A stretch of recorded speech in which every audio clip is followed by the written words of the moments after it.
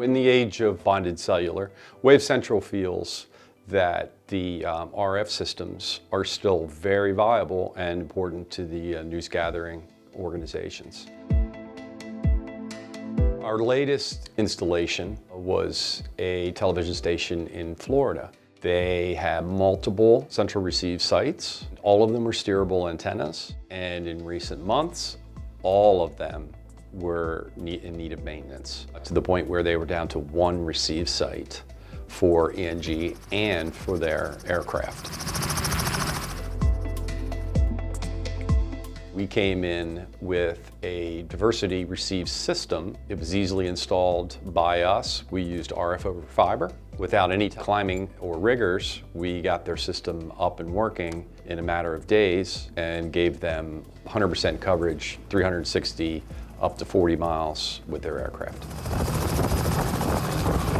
Our helicopter transmitter is very low weight. It mounts into traditional spots in the aircraft. It's a very low cost, excellent package for a reasonable price. With our 8-way diversity receive system, it's completely passive. So there's an 8 antenna diversity receiver. That gives you the advantage of gain in the longer distances.